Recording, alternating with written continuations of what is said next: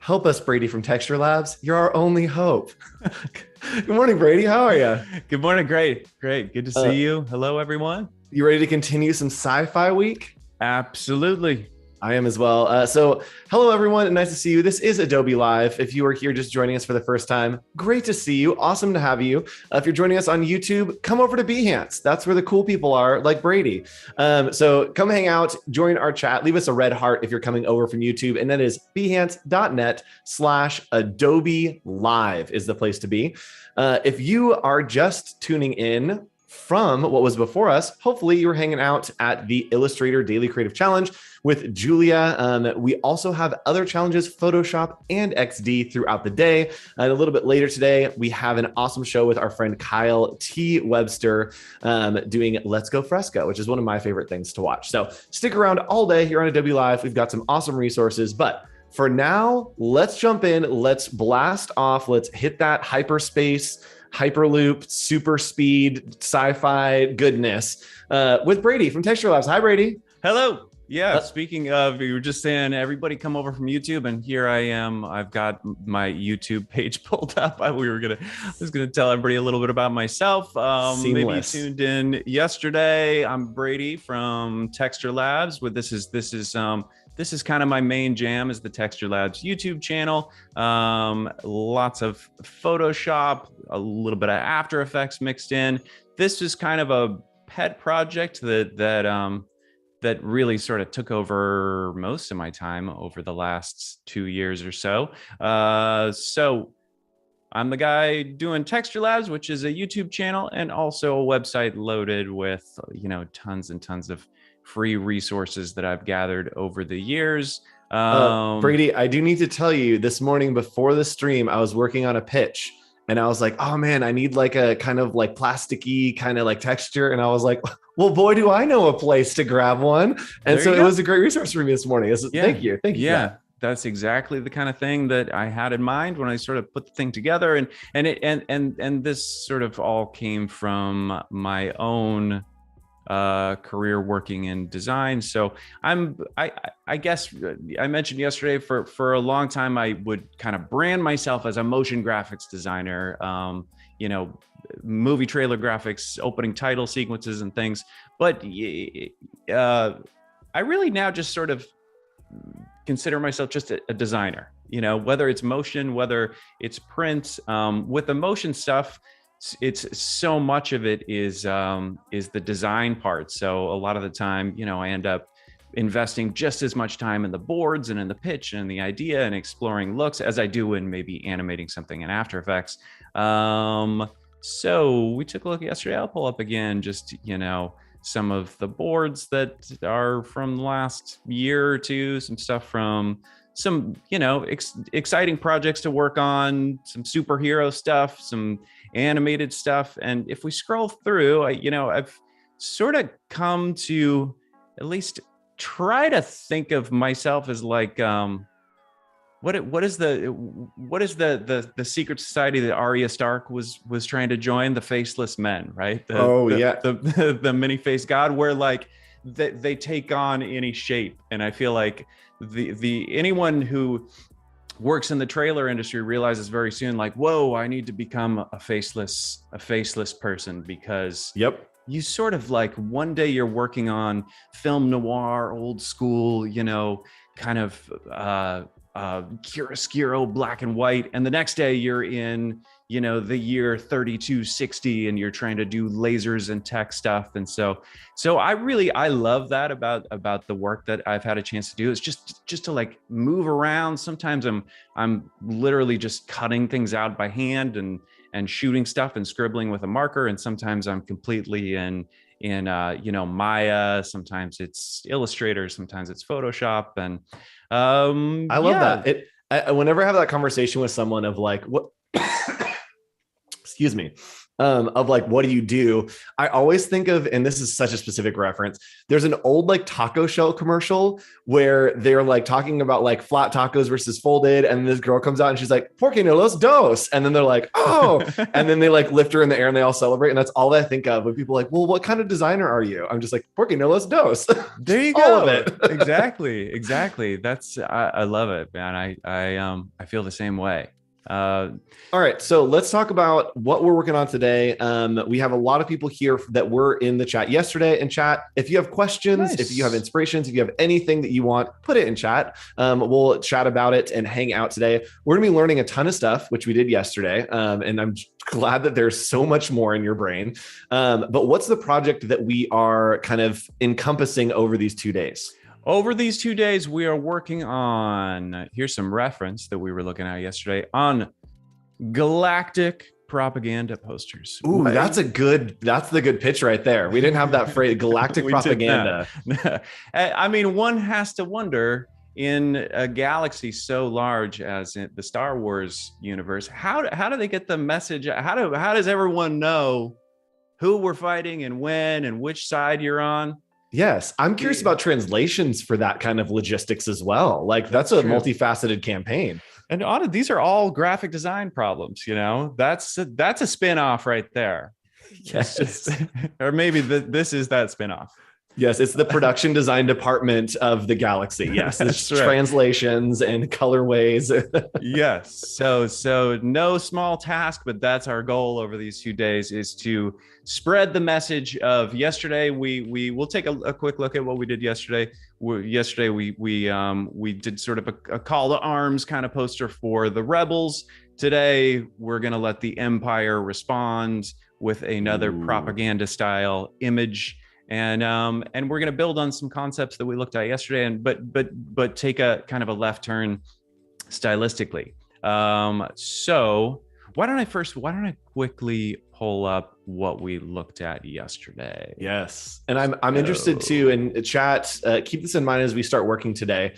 As we look at what we did yesterday, start to really pay attention as we work today to the differences to where we're going today, because I'm sure that it will be color schemes. There will be little details that we change to make it a completely different vibe from what we were yesterday when it's good guys versus the bad guys, and kind of take stock as we work to kind of figure out how you can incorporate that into your designs when you need something to be more aggressive, a little more dark. Those will happen today. Cool. Yesterday, I mean, I'd say that, technically the main thing that we kind of focused on was taking an image and simplifying it, sort of breaking it into, we were using a lot of thresholds, and we were breaking it into just solid chunks of dark and light values. And then we used some gradient map effects to color it. And we ended up kind of applying some of those same techniques in various ways in creating this poster to save the rebellion. Lots of, obviously super flat color, hard edges. I can't remember, you called out that style that was plakat still. That I'll put it in chat for y'all. Yeah. So today I thought, let's see. So this is the propaganda reference that we were looking at yesterday, and we're still, I think, obviously taking a lot of cues from this in terms of just the big bad boldness of the design. But I wanted to zero in a little bit. I have a folder called portrait reference. Oh, on the way that, and this is something that I think a lot of you guys know that Shepard Fairey has really picked up on, is the portrait as sort of the iconic, as the message in a way. Yep. As the primary message. And sometimes, we know this guy, right? Sometimes it's the leader, but I feel like on a lot of these propaganda images, it's the soldier, it's the everyday person, it's the trooper. Yep. So I'm thinking we're gonna do a Stormtrooper, and I wanted to take on a little bit of a technical challenge. Ooh. And that is to try to see if we can get some of this line work happening in a convincing way. Right, Brady, we jump into these live streams and then I'm supposed to be hosting, but I just want to sit here and learn. And you talking about, I've always wanted to learn this style, so I'm here to learn today. I gotta say, it's a little bit of like one of those holy grail kind of challenges. You know, it's tricky, but I think I've got an approach to it that I think will be really fun to check out. And you know, stylistically, maybe we're straying a little bit from historical accuracy. In terms of this engraving style effect, probably doesn't get used a whole lot in like real original propaganda posters, but that's okay. It's sci-fi, right? We can bend the rules. We can do whatever we want. And speaking again of Shepard Fairey, it's one thing that I really love about his work is that he kind of picked up on the kind of association between currency and propaganda. Yep. Do you know what I mean? I think if you like in maybe really punk rock terms, like this is propaganda, right? That like even like I don't know. Yeah, one could make the argument that this is sort of like the imagery is propagandish. Yeah, it is. Yeah, and I think that style, even especially what Shepard Fairey does, is very like German propaganda, had a lot of that kind of cross-hatching, because again, they're working on those flat planes, but they wanted that value of kind of creating that cross-hatching. And so it's interesting to see the evolution of that into currency, into money, and then us taking it into sci-fi is a fun little like flip and reinvention on it. Yeah. Should we dig in? Let's do it. I'm excited. Okay. Yeah, this is gonna be cool. So I'm going to pull up our stock images folder again, things I've gotten from Adobe stock. In Adobe Bridge, by the way. Yeah. Is that, am I alone in using Bridge? I had used Bridge for a long time and then had stopped. I used Creative Cloud for all my file storage. And so I just like know where stuff is, but Bridge is like so helpful, especially if you're working with images. I don't work with a lot of images or photos. Bridge is so helpful when you're working with that. I love it. Even I use it. It's all the time. I mean, I know I don't want to mix metaphors here and talk about Star Trek too much, but the bridge, right? The bridge is where it all happens. And I'm like, what? It's such an appropriately named program. You're beaming in your images. That's right. Yeah. It's where everybody comes together and figures out where we're going next. So I'm going to crack open this image. Just a nice, perfect portrait of a stormtrooper. Oh, yeah. And let's see. First, let's start just by cropping this guy out. We get some lasso fun. I think this is a good candidate to let the computers do it. Let's see if too. And someone in chat, Phil Dahl, has pointed out an artist, Laurent Deroux, really has nice cross-hatching and reimagined movie posters. Yes. If you guys haven't heard of Laurent Deroux, one of my favorite illustrators, I have probably 30 of his posters. So I know exactly what you're talking about. That is what is decorating my apartment. I love Laurent Deroux, and his cross-hatching is absolutely impeccable. So check out that designer if you guys haven't heard the name before. Nice. It looks like we got pretty close here. I'm just looking for places where the computer maybe missed the details, but that looks pretty good to me. Yeah, Sensei's on it. Yeah. And we're, again, not really worried about that much detail because of the effects we're doing. So always be thinking about what you'll be doing, and it will save you time, because we could go in here with a pen tool and spend a ton of time trying to like get every last detail, but we're going to be thresholding it anyway, probably. So you don't have to do that. Exactly. Usually after I mask something, I kind of hit select and mask. Just a nice way to, it's, you know, obviously kind of the same as just option or alt clicking on the mask, but sometimes just to kind of make sure the contrast, it's not a problem here, but when there's hair, you know, a lot of time you get those really soft values. And for these harsh graphic effects, I'd rather the hair have a weird mask on it as long as it's sharp. Yep. That side profile looks like Buzz Lightyear for some reason. That's all that I'm seeing is a side profile of Buzz Lightyear. Oh, that's funny. I was seeing like a Roman emperor. Look at this beard. Oh, you're right. Yes. With the helmet and it's just a Rorschach test on Adobe Live. That's all we're doing here. Okay, so I've got that. And then I'm going to convert this to a smart object. All right. And we're doing that again because we don't want to mess up the actual pixels. We just want to be adding stuff on top of the image to adapt it. Yeah. And I like to, with some of these graphic styles, I find that I can use sort of multiple variations of the same layer, a couple of them, whether it's for color variations or something, or and they're stacked up. And it's nice to be able to just use that same smart object. First of all, because you can then swap it out later and try different things, but also because then you can turn on and off effects and so forth as you go. Yep. Let's I'm just gonna kind of just rough out maybe-ish like what our composition might, maybe we'll shoot for something like that. Okay. All right, so first up, similar to yesterday, the first thing I want to do is kind of prep this image to simplify it. Before we do any kind of thresholding or anything like that, is just simplify the image. I wrote down it was Austin Kleon, a guy who does TED Talks and writes about art in the creative process, and he talks about how art is a process of subtraction. Like almost entirely, it's about subtracting information. Yes, I've heard that in sculpting, that people will say like you have a block of marble and the David is in that block of marble. You just have to dig it out. And I think that's such an interesting, it's like, it's all there. You just got to dig it out. Yeah. Yeah. Have you been to Florence, Italy? I haven't. I wish I have. It's where the David is, but down the street, and I can't remember the name of the museum, are Michelangelo's slaves that are only partially sculpted, and you see the block of marble, and then they've only been halfway carved out.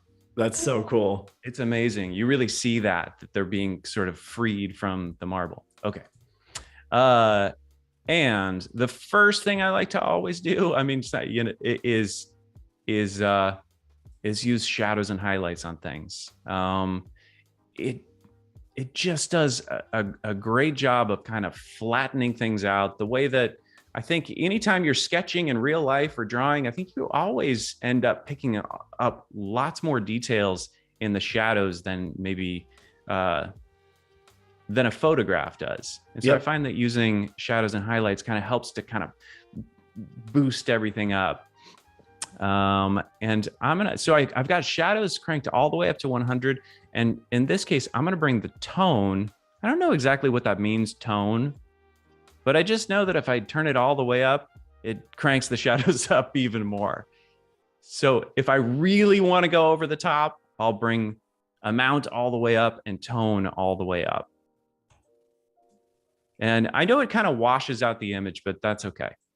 And then I want to get rid of all this noise and grit and grunge and stuff. That's just going to throw off the effect. As we start to threshold this or anything, we don't really want all that noise in there. Yep. And I like to do that again using camera raw filter. I'm going to zip through this part of the process a little bit because it's very similar to what we did yesterday. I know some people are watching that were dialed in yesterday and some people not, but yep. And if you missed it in chat, did I point the right way? Yes. In chat, the mod will drop the link to yesterday so you can bookmark it and watch it after the fact to see this whole process. Yeah. Yeah. So I'm getting rid of the noise. I love using noise reduction again, all the way up. Sometimes I just like to, turning everything up to 11, noise reduction all the way up, detail all the way down. We can also use this to get the saturation out of there. And it really does a great job. I love how fast Camera Raw Filter is of smoothing things out. And honestly, I find that it's actually better to be like a little bit too soft than to have, I'm just doing the same thing over again. Yep. And we are doing a couple versions of that Camera Raw filter, and that will help us to really stack those effects to make it smoother, to make all those little details that we want really start to flesh out. And we had a question from chat, Brady. Nate says, how are shadows and highlights different from curves or levels?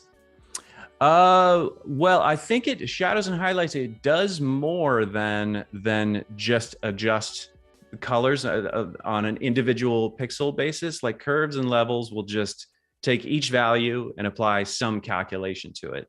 I think shadows and highlights does something like, I don't know how much you guys use the high pass filter. Actually, we're going to get into the high pass filter in a little bit, but I think shadows and highlights sort of, in some ways, it like takes a snapshot of the image, it blurs out the darks, and then it like subtracts that from the lights, or it does something. Yes, yeah. The only analogy that I could make to that is basically shadows and highlights are like a scale on either side that it really only goes up or down on either side, and curves and levels are more like a shoestring that it will like bend and kind of change and really augment really gradually, where shadows and highlights are really kind of just up and down. Yeah, shadows and highlights, it sort of tries to do like an HDR thing on the image. Yes. It tries to find, I don't know, just make everything super, super flat. Yep. And it looks like we have some fans of Texturelab in chat saying they love Texturelab. Someone became a Patreon yesterday. So that's so cool. Thank you. It's a great resource. Awesome. Yeah. I got to tell you, before we did this, I've been like nervous to go live. I've never done anything live before. And just yesterday I said to my wife, she's like, how did it go? And I said, you know what? It made me really excited to do live things. And I want to do one with the Patreon folks too. It's nice to see you guys. And of course, glad to have everyone here, but yeah, this is just really, it's really cool. It's a fun time, right? Yeah. Yeah.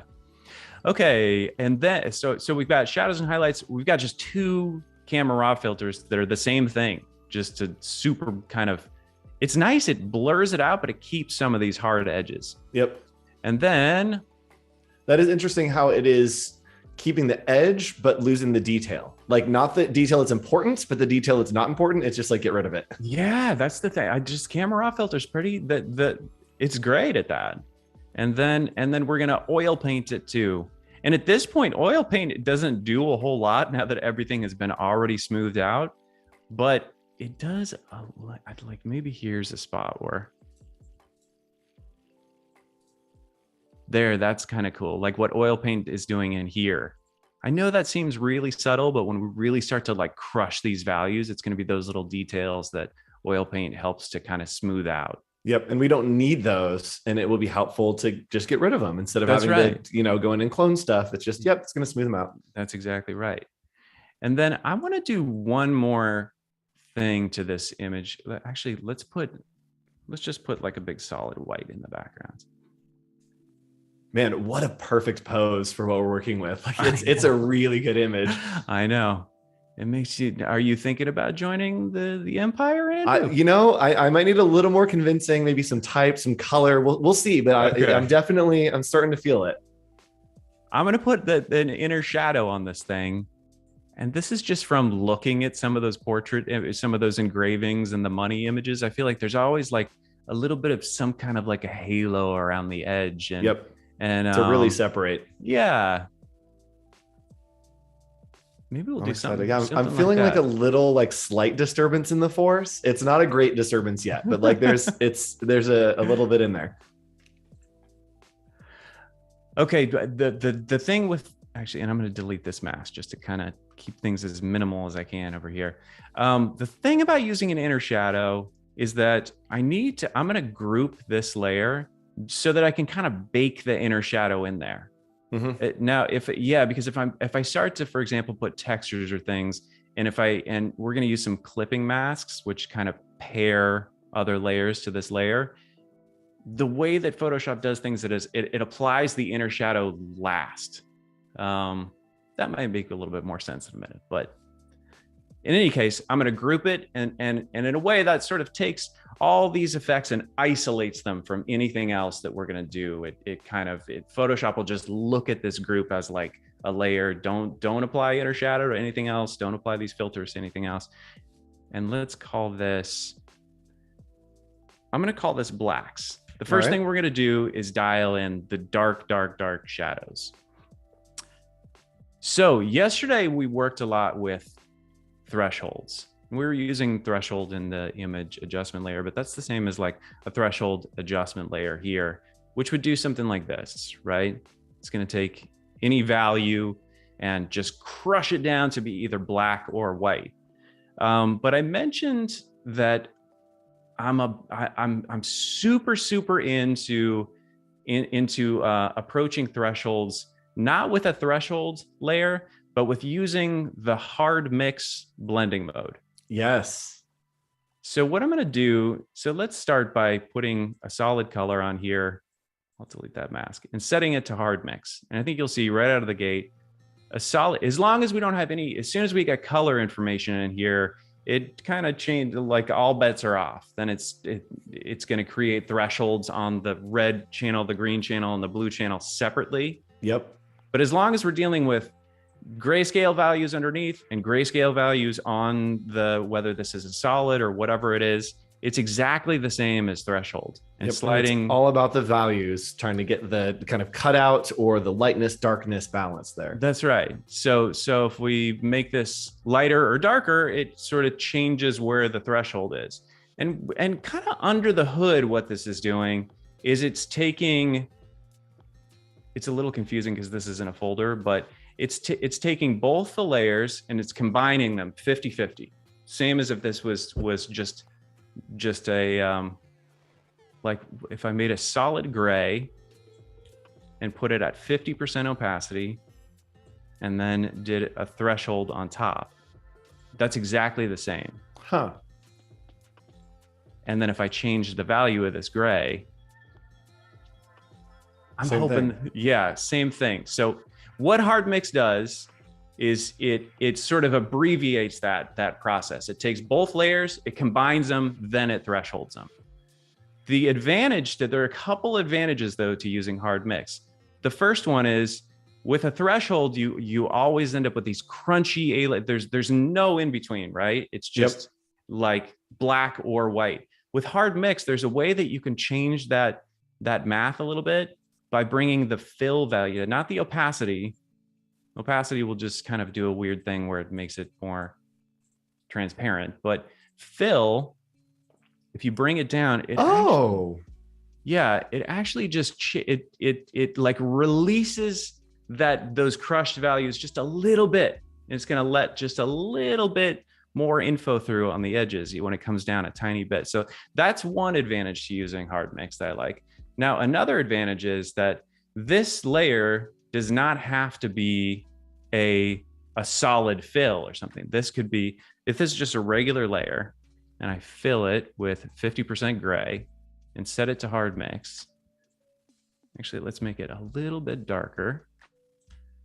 And then check out if I take the brush tool and make it nice and soft. And I'll just bring the opacity of this down to like 25% and start to brush in different areas. Oh my gosh. That's so cool.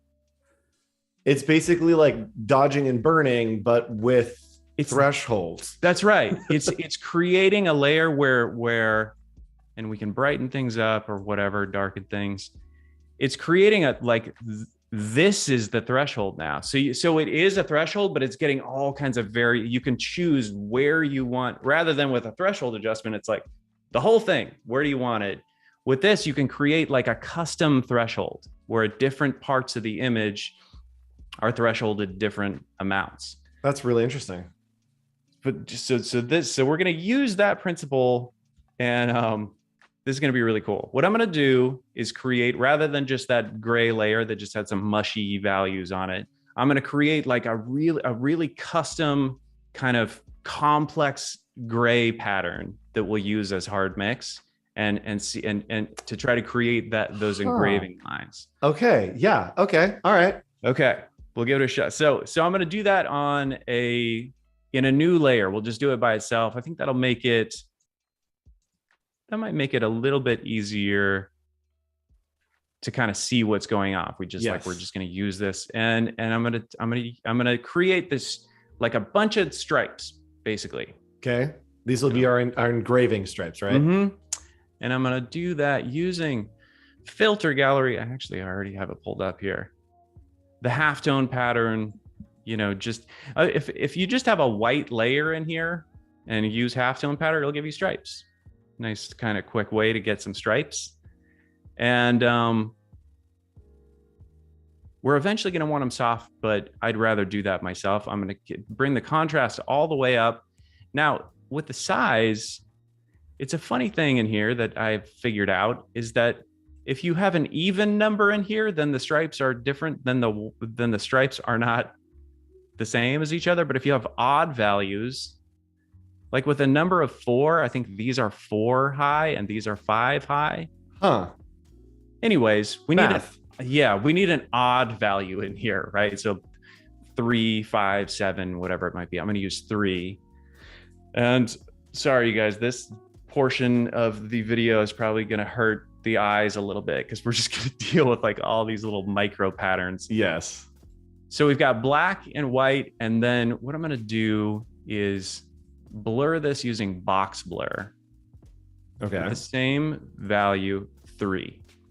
Box blur is like, I don't know if you would ever really use it on an image because it has no style at all. Yes, it's like very specific. It's very linear. It's like nothing fancy at all. How many pixels do you want it to blur in each direction?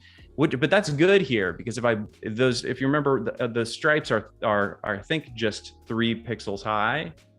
And if I box blur this by 3, we're just going to get even gradients up and down and up and down exactly from black to white to black to white to black to white. And then let's take this and copy it. Let me close these other files. And you're using the halftone pattern to get these stripes?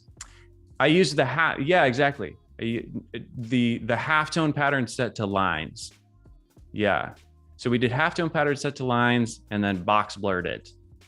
And then I'm going to paste this on top and set this to hard mix. Ooh.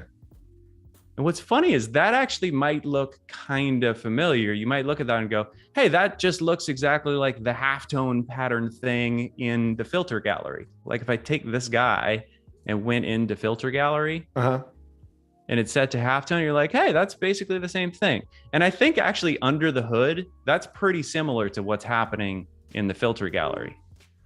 So why not just use the filter gallery? Well, couple of things. One, we don't have a lot of options here. Bringing the contrast down doesn't really help a whole lot. It's just like we get horizontal lines, super crunchy. That's it. That's all you get. Yeah, I guess you can change it to dots and circles. But if we do this manually, then first of all, we can use that fill value trick. Yep. Does that kind of make sense how this is thresholding it? Yes.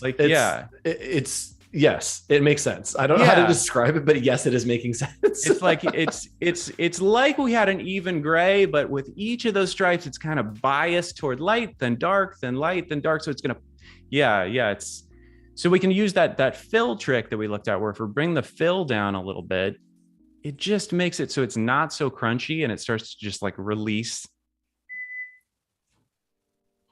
those crunchy edges a little bit.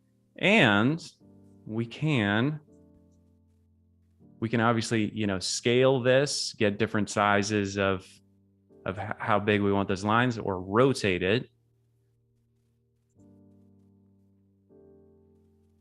Let's do that. Let's rotate it. And I'm just trying to decide whether I want it for the shadows, like what direction. I feel like maybe we'll kind of follow the lines of his helmet a little bit. Yep. And it's already starting to get that like money looking vibe. 100% it's that effect that we're looking for. Starting to get there. And chat likes it rotated a lot. A couple of people have commented that they really like it rotated. Nice.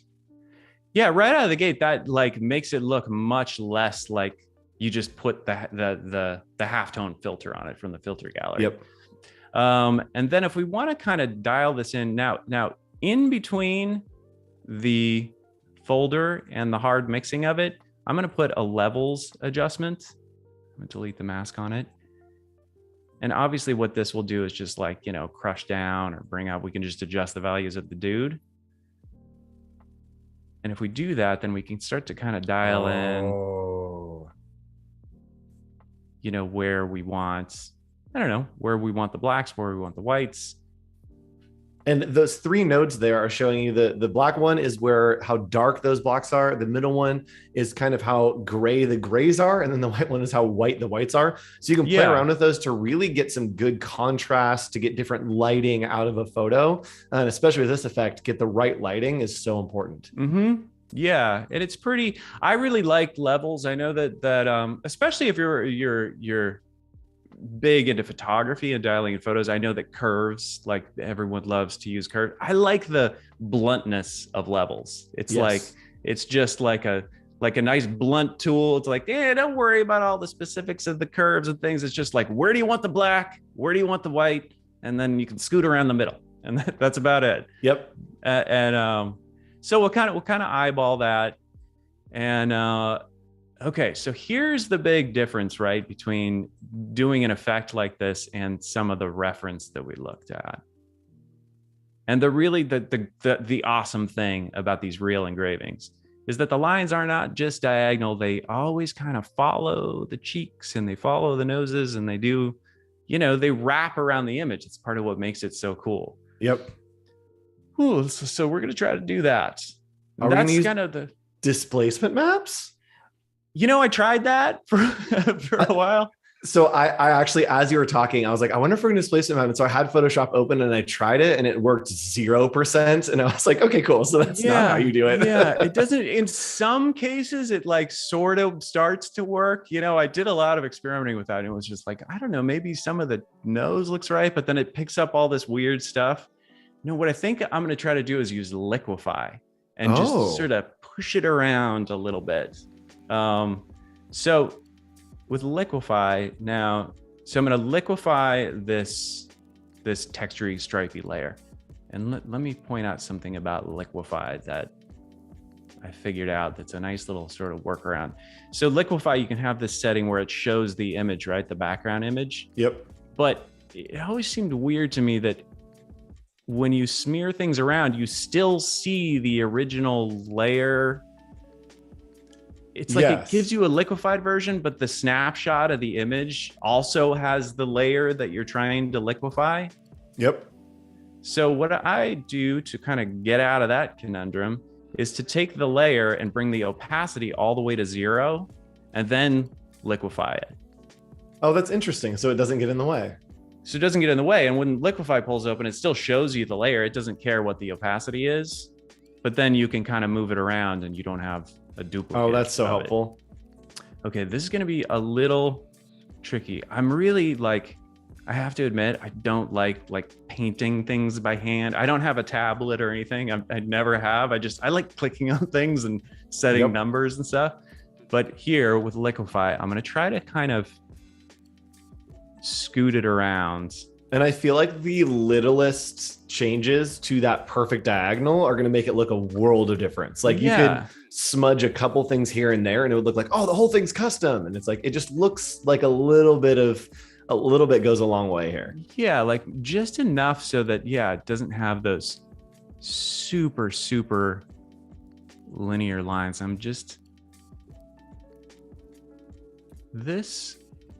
This may take me just a minute if you want to, tell a story or something. Oh yeah, what do we want to talk about? Actually, let's do this. Okay, so here's what I want to talk about. I was going to talk about this earlier. We're doing the Rebels versus what are the two sides in Star Wars? Empire and the Rebels. Okay, so in propaganda, it is very often a trend, depending on which side you want to take. There are two camps of making propaganda. One is to elevate the values of that organization or of that side, right? So one is to elevate your own values, and then the other side is to take down the values of the other side. So there are two kind of approaches to propaganda, which I love that we're doing light side versus dark side, because we have the light side that we made yesterday that is, save the rebellion, that it's all about taking the values that are core to them and elevating them in the hope that they will spread and then lift that message. Now, the other side, which we'll be working with today, is probably going to be more focused on kind of destroying the symbols or the values or taking down what the other side is, right? And we see this in a lot of propaganda. is it's either something like, the Uncle Sam, like what can you do for your country, right? How can you elevate the values we're built on? And then we have other things that are showing, a torn flag or, a broken star, that it's showing that something that symbolizes the other side being torn down. And so those are the two approaches to propaganda. They both can be very efficient and very kind of to the point, but there really is a divide there, and you need to pick which side you're going for. Nicely said. There you go. That's right. Knowledge is power, y'all. Look up, study some stuff on design history. It's really fun. If you haven't ever looked into it, look into it. And Andrew, you said you taught design history? I did. I taught movements of visual communication for 8 years. So we start at hieroglyphics, Egyptology, move through invention of alphabets, printing presses, to computers, wood type, all the way through of how we've learned to communicate visually. Awesome. Okay. This feels like a little bit of a roll of the dice. I'm like, I hope I liquefied things in the right direction. I know this might even be kind of hard to see because it's all these blurry fine lines, but let's hit okay and turn the opacity back up. That it seems really subtle. Let's undo really quick. Especially in the helmet, that was it the really original. has the curve. That was the original, and that's where we are now. I wonder if I just reapply that liquify, which will kind of double down on it. Yeah. Yep. That just like amplified. So it's pretty subtle, but we ended up looking like that, with just like some nice variation in the lines and places in where the they face, curve a little bit. Curve on the face. Yeah. Yeah. Okay. So let's, for now, and obviously we can always kind of dial in, our black points and things. And for time check, we've got about an hour until the artist spotlight. So if you guys want to stick around, check out the artist spotlight. If you'd like to nominate your friend or yourself or whoever, you can click on the tab that is diagonal right above the chat where you are sitting chat. There's another tab that says artist spotlight. Click over there and you can nominate someone for the artist spotlight or yourself. There's no rules here. Awesome. What I'm going to do is, so we're going to call that the blacks layer. I'm going to use a clipping mask to kind of pair this levels and this, why don't I call this, line pattern? So these are, kind of clipped on to, I don't know a good way to describe a clipping mask, but I always think of it as like a frame or like a mat that you'd put over something that it's giving you like a window. These are a little bit different with the effects that we're using. I don't know how I would describe how the effects are kind of applying with a mask there. Yeah, that little arrow icon does a good job of describing it. It just says like, okay, that's sitting on top of that and that's it. Yep. I liked what you said yesterday when you said it's a little backpack. 100% it's a backpack. Yeah, there you go. So let's do again, when we're looking at this reference, let's do this where there's a blacks value that goes one way and then like a grays value that goes the other way. Yep. Oh, this is going to be so easy to crosshatch because we're just going to rotate, right? And then change the levels. Yeah. Although I don't think we'll be able to rotate this one because it has that liquefaction on it. We may have to do it again, but we will. Yeah. Let's just duplicate that whole group. Call it grays, and we'll just delete that line pattern. If I paste, I've still got that in my memory. So I just pasted another one in there. And Henry is asking, did I miss displacement maps? We didn't use displacement maps. We talked about it, but we ended up using liquify instead. That's right. We'll do it again, unfortunately. Oh yeah. Yeah, exactly. Yeah. You tuned in at just the right time because we're about to do it again. Yeah. So we'll call this one line pattern grays and set it to hard mix.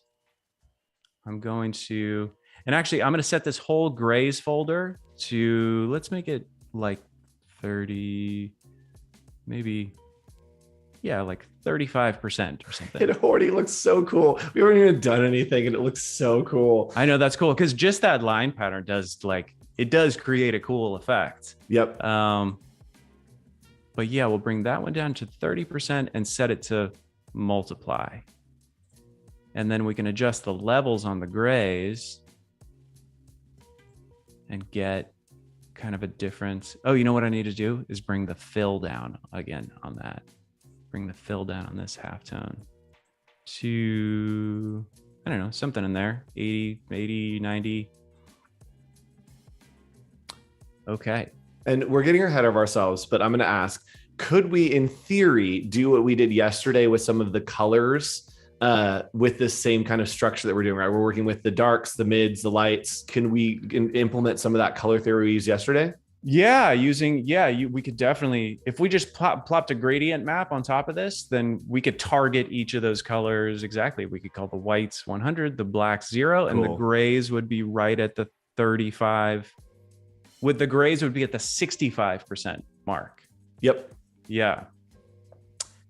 Okay, then let's multiply this line, transform this line pattern and find what we want like our secondary angle to be. That's looking pretty cool already, right? I was gonna say it looks like Empire currency. Like it looks like some kind of credits thing. I've got to say, part of it is just how fantastic the Stormtrooper costume design is. It's man, I don't know if that's a team or one specific person that you can kind of, give credit to for that, but like epic, one of the most iconic, just classic images. I think in some ways even more than Darth Vader. Yep. Andrew Ainsworth is the designer, the original designer. Nice. In 1972, came up with 56 Stormtrooper helmets. That's great, man. Yeah, it's the thing. Like when my nephews go to Disneyland, like they want a picture with the Stormtrooper. Oh yeah, yeah. So on this one too, I'm rotating it to kind of eyeballing it, but making it where it's maybe not at like exact, totally perpendicular to those other lines, but that seems like a pretty good angle, something like that. And then let's do the same thing. I know it's not so fun to watch, but let's liquify that. So I'm going to turn the opacity back up on that so we can see it again. The opacity again to 0 on this one, so that when we go to liquify, we don't get that like double version of it. Yep. Okay. And just as you do this, I'll make more announcements because that's what's fun. Yeah. So chat, if you want to hang out, if you want to do some more sci-fi, if you want to learn how to make this kind of poster that we're working on today, but in Adobe Illustrator, you can come hang out with us tomorrow, Friday, June. Tomorrow? May. Okay. Yeah. All right. If you want to hang out, May 6th, which is tomorrow, 2:30 p.m. Adobe Office Hours, the show that I host with my friend Nick Longo. We'll be showing you how to make a poster in Adobe Illustrator. We're in the middle of showing you kind of intermediate Illustrator. So we'll be making a sci-fi inspired poster, and we'll be doing travel posters for different planets tomorrow. So set a reminder, 2:30 p.m. Pacific time. Come join us, fire up Illustrator, and you can make a fun little poster for us. And I'm sure we'll get some Texturelabs on those posters, get some nice textures to drop over there, get some masks going. Do it up. Yeah. Yes. And I didn't know spoilers, but do you know what planets you're going to? Yeah, you don't have to say what they are. I don't know, actually. I do know that Nick and I met this morning and he talked about doing a like random word generator and then using that as a planet name, which I think is hilarious. I might go a little more sci-fi and try to do something that is in the Star Wars universe, but we'll see. We're obviously spending a lot of time with Star Wars, but like you said yesterday, it is sci-fi week, not just general Star Wars. I do think that my favorite planet design and concept from any sci-fi anything is the planet of Coruscant, which is a Star Wars planet. is basically just a giant city. So it's not an actual planet. Like they started building a city and they built it so big that it became its own planet. And I think that's the most interesting concept, that it's like, oh no, you don't need a planet. It's literally just a giant city the size of a planet. I mean, it'll be amazing that some of that stuff might be true someday, you know? Oh yeah, I hope so. It'd be cool to live on that city planet. Okay, let's just, my eyes are honestly hurting from looking at that right. stripy We pattern. have like, liquefied. okay, Yeah, something has been yeah. liquefied. Okay, that's looking cool. But I'm gonna do the same thing again. I'm just gonna double up on that liquify. Yeah, oh, you can see it move a little bit. Yep. Yeah. It just kind of pushed everything a little bit further. So then let's turn everything back on.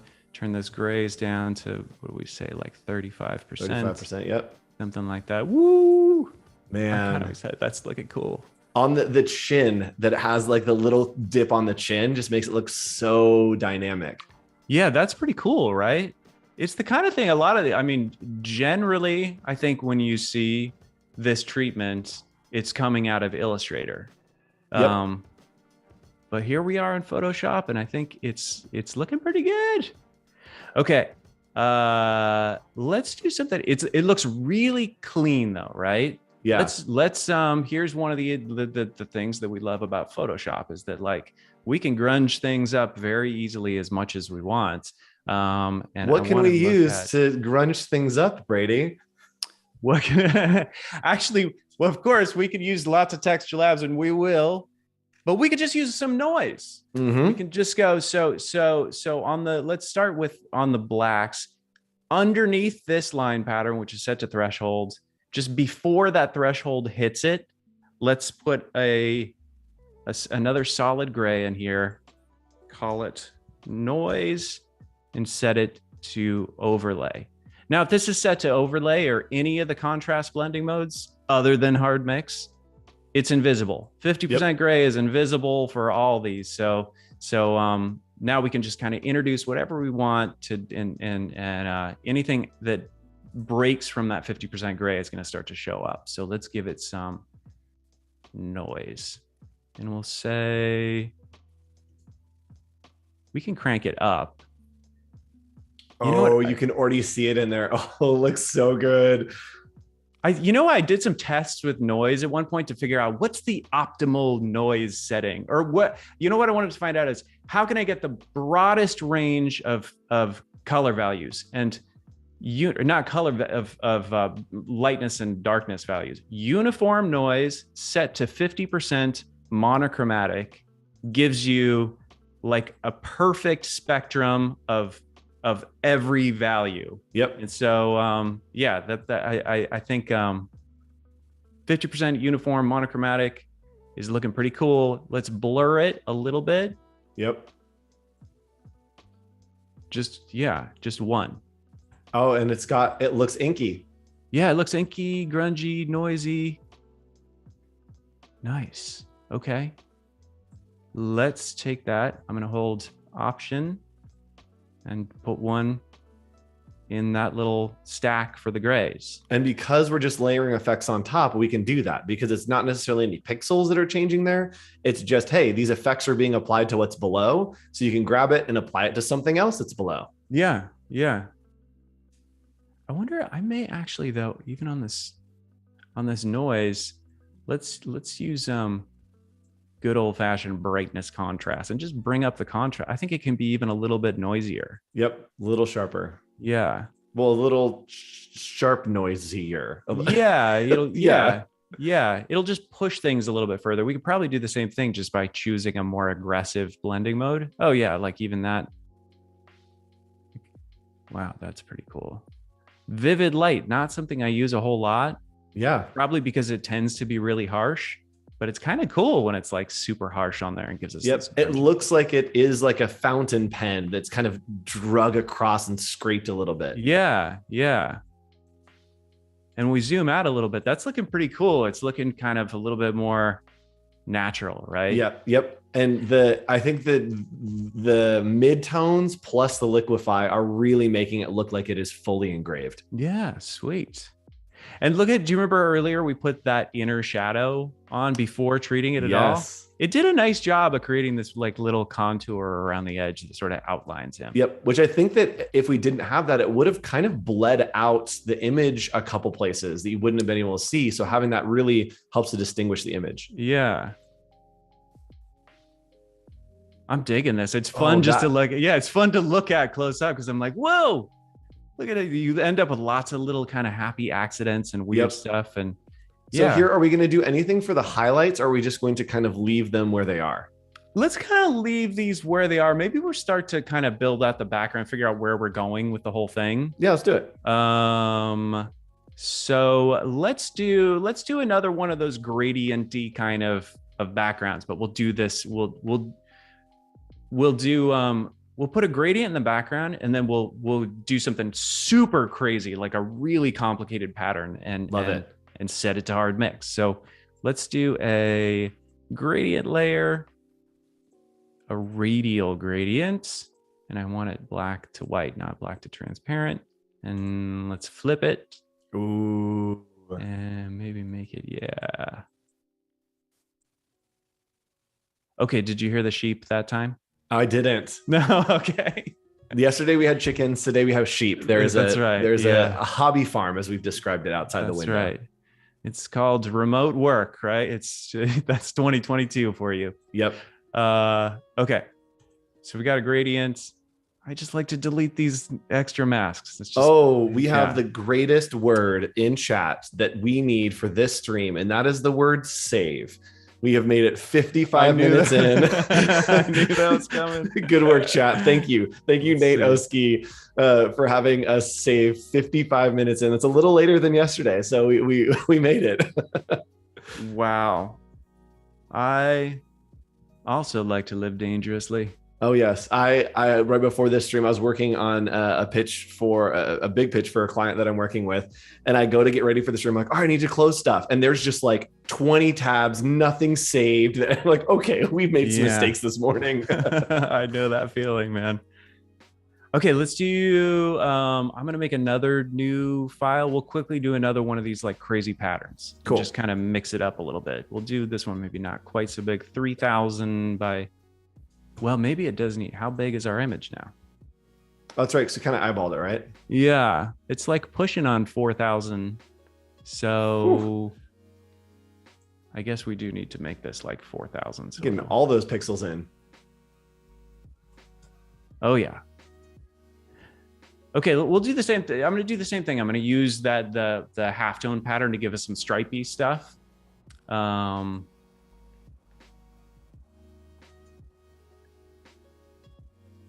And we'll bring up the size to, again, an odd number so that the blacks and the whites are even sizes for whatever reason. It's funny, those little tricks that you learn that you're like, I don't have a reason, but this is how it works. Yeah. It was a programming decision. Somebody had to make a call, you know?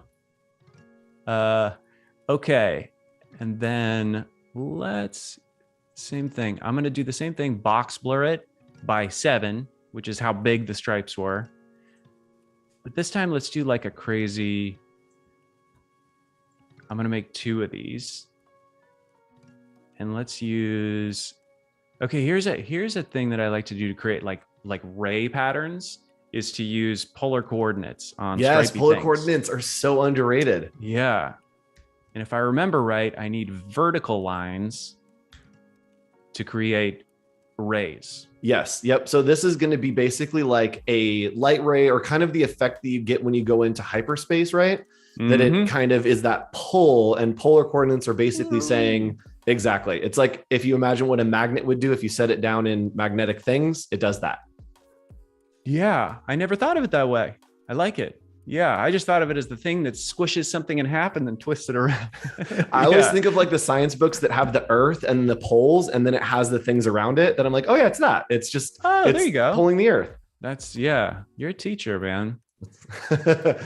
That's going to look so good. And then on this one, let's do polar coordinates, but leave it sideways. And that makes spirally because it did what you said. Yep. Yeah. And then we'll put this at 50%. Ooh. And Rob is asking, can this technique be employed at lower resolutions? Ooh, that's a good question. And I think I would have to say probably not. Yeah, I think the answer is technically yes, but it probably wouldn't look good. Like the effect wouldn't be as effective. That's right. Yeah. Yeah. I think it depends on how low you're talking, but I would say like at HD resolution, you could probably get some to look pretty good, but it definitely is one of those where the higher you go, the more better to like oversample the whole thing. And then when it's done, scale it down. Yep. Yeah, it will end up looking like if you get it too small, it'll pretty much just become a solid color. It'll be like kind of halftony and like the effect's technically there, but you won't be able to see it. So yeah, high resolution usually for this effect is a good idea. So this is just a weird pattern. And you know, I've experimented a lot with just making weird patterns with little gradients and noisy things and then just see how they look on hard mix. And so here's an example of a weird pattern we just made. Command Shift C to make that merged copy. And then we'll paste that over the background and set it to hard mix. Oh, that man, the detail of that pattern is so weird, but so good. It is weird. I like that about it too, where I was looking at some currency designs that have all these little spirally things. And I'm like, I don't know. I don't even know. Like, I think they have these crazy machines that do etching and move in circles at the same time. I like that about this, that it just looks like, what is that and how is it made? I don't know, but it looks cool. Yep. Let's bring that's rad. The fill down a little bit on that. And we've got someone in chat talking about Darth Maul. Darth Maul is my favorite character design of any character in anything ever. I think it's the coolest looking character that's ever existed. Yeah. I'm going to convert this thing to a smart object. Because you want to crush some weird stuff on it? I'm going to tell you the honest reason is because I can't decide how big I want it. And I don't like to lean on smart objects that way where I'm like, yeah, I don't know. I don't want it. But in this case, I'm like, I don't know until we get some type in here. Like, I don't know if we're going to want it like, ooh, that's kind of cool. What happens when I just don't really know. Because I also want to, well, first of all, let's fill this entire background in with black. Ooh, I love that it's kind of got the like sacred art, like glow. Like it got like very like propaganda meets like gilded sacred art kind of vibe with that pattern. Yeah, it's sort of like lionizing the Stormtrooper in a way. Yes. It's cool how just like sort of some weird stuff is happening with like the way that the circles are crossing over and thresholding and and this is one of those things that, like, we could tell you what we're doing, but like things are happening and we're liking it. It's kind of the process right now, right? Yeah, that's right. And a lot of it is, as much as it might feel like we've got kind of this unruly layer stack going here, it's not too crazy. The only reason these things are in folders is so that we can use inner shadow, and the inner shadow doesn't. Outside of that, it's basically just like some kind of grayscale layer, whether it's a photo or something, and then some other layer that's grayscale set to hard mix. And then when those two things blend, that's when like you start getting all this cool thresholdy stuff that you can experiment with. Yep. Let's take this noise again and drag a copy of this noise down in there. Oh man. Oh, it's so good. Oh, we just may have to join the Empire. The disturbance in the force is getting much more intense. You know what? I was just thinking about what you were saying about like sort of the saintly thing. And I think we should give him a little bit of a glow too. Why not just lean all the way into it? Yep. I'm trying to think of the order in which the glow will be applied. I think I want to apply the glow to the blacks folder. Yes, that would make the most sense. Yes. Let's do it using I'm going to do it using a drop shadow, which is basically drop shadow and outer glow are in some ways kind of the same effect. A lot of the things in layer styles are sort of just variations on the same effect with different bells and whistles, but you can use drop shadow as an outer glow. Yep. And it depends on where you want your lighting coming from. I always use outer glows because I want the lighting coming from straight top down. And so I want like an even spread. But if you're trying to do lighting from a certain way, then doing that drop shadow can really push it out to one of the areas. Yeah. I like the drop shadow. You can make multiple copies of it too. Whereas what? I'm sorry. What are the words you just said? Wait, what? The ones you got your special 1, 2, 3. Wait, color overlay. I already have a couple of these. They get stacked up. I had no idea that you could just stack up effects like that in the layer style panel. The ones with the plus are the ones you can do. Okay, I think. Thanks for joining, guys. I'm done. It's that's so crazy. I've been designing for like 20 years and have never ever used that. Okay, we'll do we got to do a quick sidebar because that's like one of the that's incredible. Because being able to duplicate especially your drop shadows can be very useful, especially for, let's do like something like that. If we just put a regular drop shadow on here with turned all the way up, and then we set the distance to like 2, you can go 2, 4, 6, 8. Actually, we can make these even bigger. We can go 5, 10, 15, 20. 25. And then change colors to make like a stacked effect. Oh, totally. You could do different colors on each one. Oh my God. But you can basically get like, it gets a little crunchy on the edges, but you can get like you can do as many as 10. But you can get like a nice little live like cast shadow going. Anyways, I need you to know that to create that effect, I would literally select the type and then go 1 pixel down, 1 pixel to the left, fill, and then just do that over and over and over until I have that effect. And now I can just stack it. And oh man, that's amazing. That's a good way to do it though. To do like what you're saying, to do a proper one. Yeah, to actually fill it. That way you can go, the line ends up super clean and I'm with you for sure. All right. But for like a nice live little effect, if you have a bunch of copy or something and you just want a little cast shadow on it. Anyways, okay. Yeah, it is part of why here I like using drop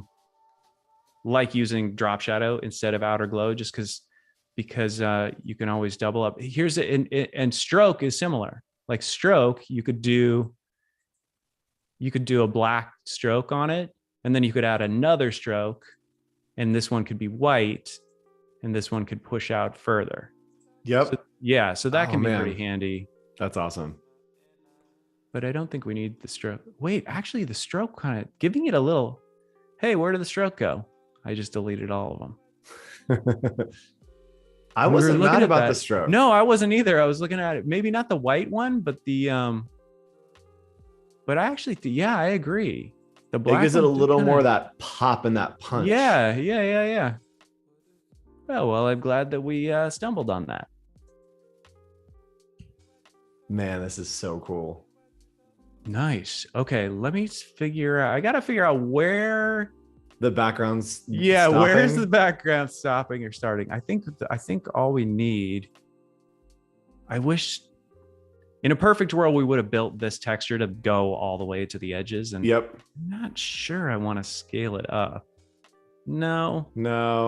That's okay. Let's crop in the poster. Like I would just crop in the poster at this point because it looks so good there. Yeah. Well, let's give ourselves a little bit of room for type. Yep. So we'll just kind of fill in some of the black. Let me think of how maybe we'll do a gradient here. Set it to multiply, but I wonder if, just thinking about how I can make that really noisy. Yeah. What I'll do is make a solid, put the gradient on the mask. Oh, yeah.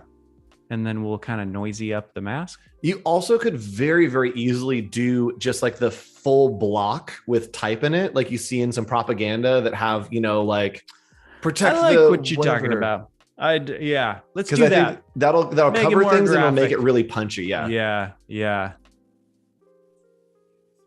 Right. And again, we talked about this a little bit yesterday, is the idea of like, we're really kind of just being lazy and we don't know how to solve the problem, but we have a reference to be able to be like, oh no, we're referencing a specific thing in the past that you see the big blocks and the type, and we're really just trying to cover this area. So that's right. Yeah. That's the story of most of history. Yep. It's going to work though. I think it works well for this style as well, that it's going to be really aggressive in your face, kind of big type. And this image is just so powerful. Yeah. And I'm kind of liking it just black and white. I am too. I'm not mad about it at all. And maybe the type has some color, or maybe those bars have some kind of color, but I love it all black and white as well. Yeah, we can also help keep the printing costs down for the Empire, right? You gotta save where you can. Yeah, printing an all black page. That's true. I'm gonna give it the whole thing a border again and just do it. I don't know if this is like the most efficient way to do it, but using stroke with a full solid turn to fill 0. Yep. I don't know. That's just kind of how I usually do it.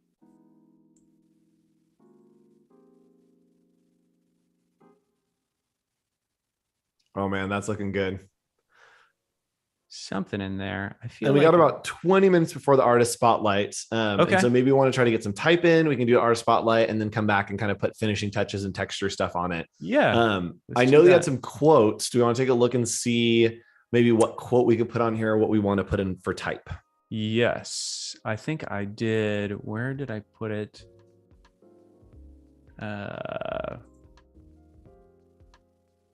You know what? I looked at some Empire quotes this morning, and it was like, I got 3 into them, and I found "join me, and together we can rule the galaxy," etc., etc., etc. And I just thought, join, and together we can rule. I love that. Seemed pretty. Like, hey, all right, for the first run of these Darth Vader, we're just going to use this quote.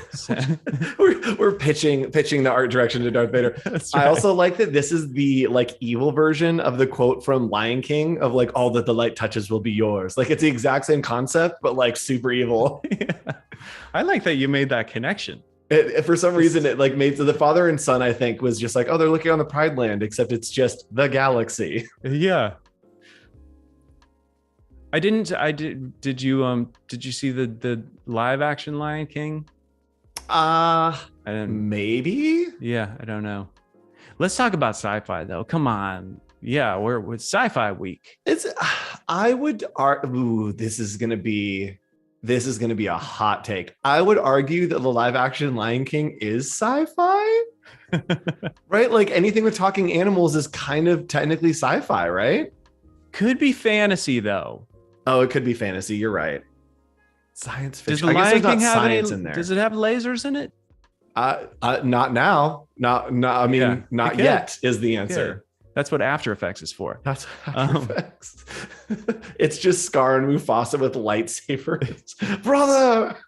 All right. I'm going to try to copy paste this into Illustrator. I was thinking I was going to get that warning of like, sorry, dude. Yep. But I didn't. Totally works. We made it to Illustrator, which, and again, we did this yesterday, which is just to try to block out some type in Illustrator. Obviously, something you can do in Photoshop just as easily, but I just kind of like Illustrator for scrubbing through fonts. It's a little bit faster. Yep.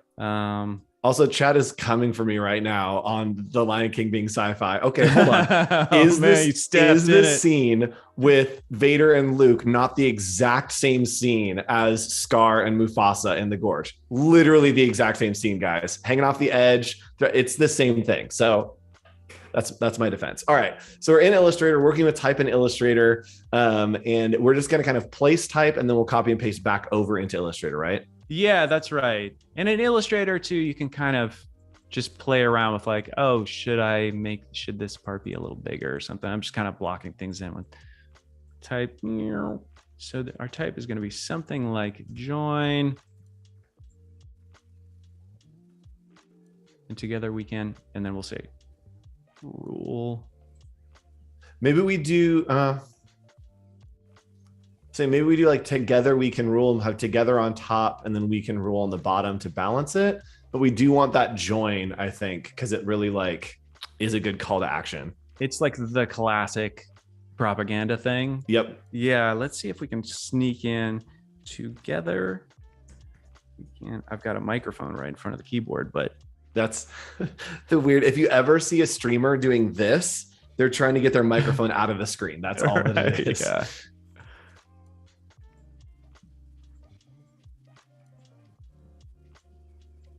I don't know. We'll just kind of, what I need is another black solid down here. We're in crunch time, but we can, we've got we have a timer on the screen too now that it's real crunch time. We got about 15 minutes before artist spotlight. Oh no, that's great. Plenty of time. Plenty of time. To scrub through some. I think I even starred some kind of propaganda-ish fonts. That's kind of cool. Ooh, that's very propaganda. It's like an Art Deco propaganda. Yeah, that's a contender. Oh, that's kind of cool too. There's something to me about in some of these original ones. There's a lot of different typographic things I like that are going on in these, but there's something about these just like big, simple sans serif geometric shapes that I think is kind of classic, and it makes for a strong message. Yep. And chat is saying that the word rule is in there twice, it looks like. That would be, yeah, that sounds like oh, there we go. Yep. Also, Jack Watson is pointing out that Star Wars and Lion King are also both very Hamlet. Yes, so join us next month for Shakespeare Week here on It's Now that I do have some costumes for. That would, man. Oh, you would actually do a great Shakespeare. Yeah. All right, I'm pitching Shakespeare Week. I just want to wear that collar thing, or maybe it goes downward. Either way, it's a fluffy collar, and I want it. Yep. All right, so we got it's fitting pretty well here. Yeah. Okay, I'm gonna paste these in kind of one at a time ish. Are you when it comes to type, are you like maybe we can stretch and switch it a little bit, or you like never do that? Which side do you fall on? Pretty much a never do it kind of guy. I'll skew it, and I will. I mean, don't tell anyone, but occasionally, sometimes you gotta a little bit. I'd rather track it out or find different ways to cheat it a little bit. I worked once with one of the most influential kind of mentors in my career, a guy named Jim Reed, and we were working on. I don't know if I should. It's not a bad story. We were working on Mission Impossible. And an editor who we were doing graphics for the trailer, and we were just doing a graphic that said something like run. Okay. And an editor came and he said, "Can you make the word bigger?" And or it was a long word. Yeah, it was impossible or something. He said, "Can you make it bigger on the frame?" And Jim was like, It's already all the way out to the sides." He's like, "Well, why don't you just stretch it up like that and just do one stretched up like that so it's all the way big?" And Jim goes, "All right, I'll tell you what, why don't you take Tom Cruise's face and stretch it all the way out to the side of the frames on that shot. And as soon as you do that, I'll stretch out your typography." Perfect. Yeah. Just clear that with him, and then you clear with us. It's good. Yeah. So whenever I think about stretch type, I think about stretched Tom Cruise, which is maybe not a bad thing. It's not a bad thing. Do you know, and again, I'm going to get in trouble for running rabbit trails, but whatever. Tom Cruise, do you know it's the thing with his teeth? So he doesn't have two front teeth. He has one center front tooth. Oh. His like smile is, his teeth are like somehow aligned that he has a tooth in the vertical center of his face. So just a little trivia for you. All right, back to design. Yes, here back to design. Photoshop. Woo, we made it back. What am I doing here? I'm trying to fill in the type. Yeah, we got the extra I'm just space like giving us enough space for the type, and then we can always crop back down. I'm gonna put the type on top.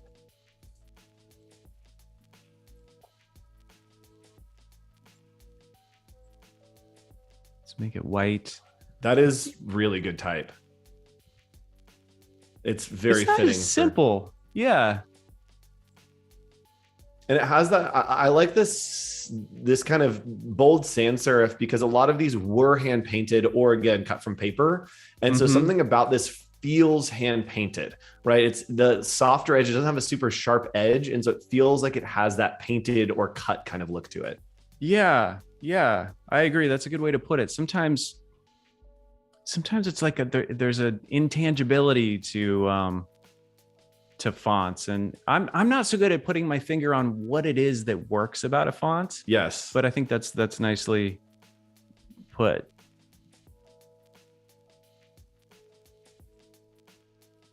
Join, and we shall rule.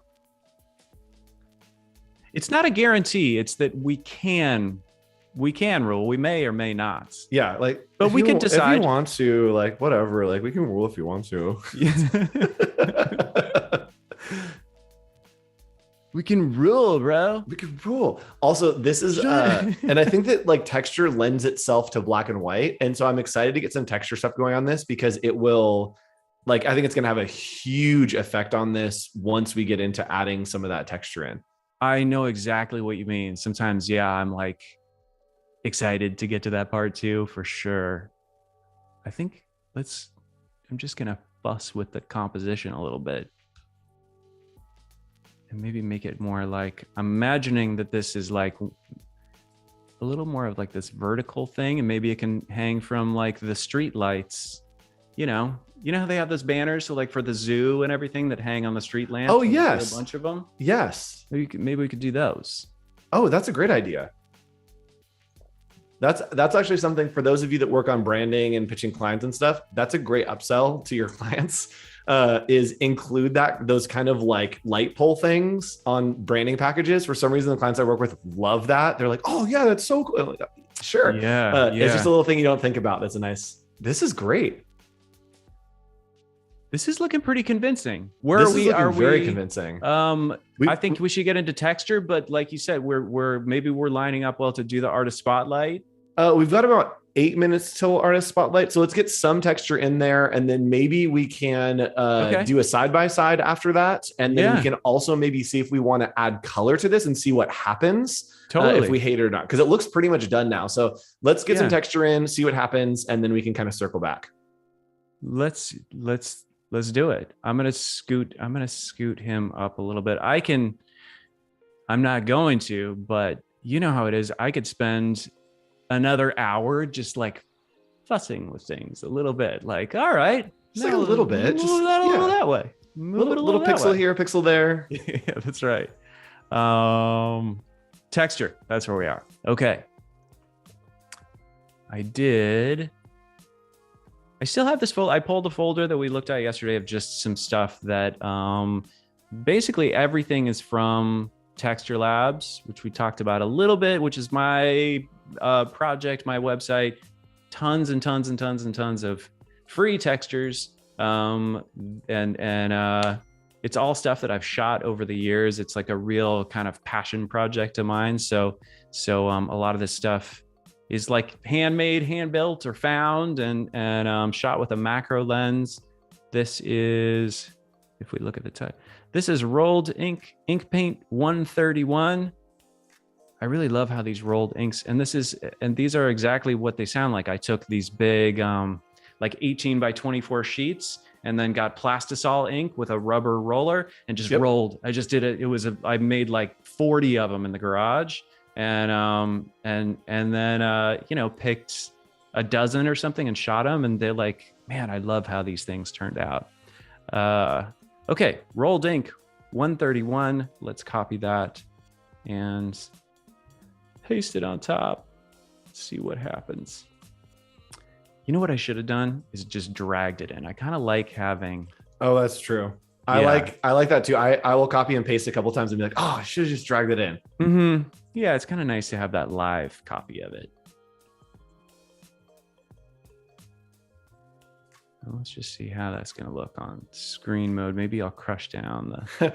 And the chat's asking, where do I sign up to join? Oh gosh, it's free. It's texturelabs.org. You can check it out, and basically, like, there's just all this stuff is up there for free. It is supported by Patreons. There you go. By Patreon, and I'm super grateful to those people that just kind of believe in the open source idea of the project. And the Patreon people have access to lossless versions of these files. So that, which is actually, it's that's what we're looking at now. This image is 78 megabytes, so there's no way for me to host these. Some of them are 300 megs, and to host those all for free would put me out of business within a couple days. So somebody is saying, Patricia says, I would frame rolled ink 131 and hang it on my wall. I have.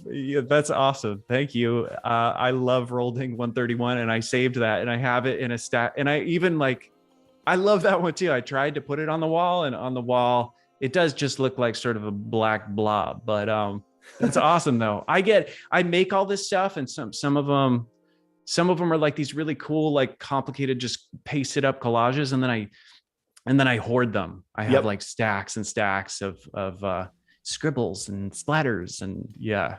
So on our image, right, I like to kind of describe using texture as additive or subtractive, right? Right now, it looks like we're doing subtractive. So it looks like it's kind of braid on there. We've got a little bit of ink missing. Do we want to do any additive stuff so that those whites knock out a little bit, so there's some dirt on it maybe? Yeah, that's a cool idea. Let's do, I got to say though, I love ink 131, but it's a little hot. Like it's not right for me. The pieces are a little. It literally sounded like you were breaking up with it. I love it. It's great. It's really independent and great personality, but I just don't know if it's going to work out. That kind of sums it up. Yeah. Let's try something else. There we go. Back on texture Tinder. That's a little more subtle, but I think it's kind of cool. I think we could crank it up a little bit. Oh yeah, it's got a little. I love the subtle texture that just has those. It's really subtle, but it has points where it's really knocked out, like those little just kind of enough pieces. And I think whether you realize it or not, your eye does kind of register those things, those little visual cues that tell you what something is made of. Texture. And then you were saying maybe something that adds, or that, how do you think of it in terms of addition and subtraction? Yeah. So I think of basically the ink that you're putting on a page. Is there extra ink that has gotten onto it, or is there ink that hasn't quite made it? So additive or subtractive. So right now it looks like we're taking away ink. So we have that kind of texture to where it looks like it's rolled ink. That maybe there's, as you folded it, or maybe, there's been some ink that's been kind of put on top that will be on the whites. So something that is going to bring those whites down from being just pure white into having a little bit of that texture. Oh, right. Where did that go? I just dropped. Oh, it was just processing. Something's a little fishy. That it exists, but it doesn't. Maybe try to zoom in and see if it shows up. Yeah.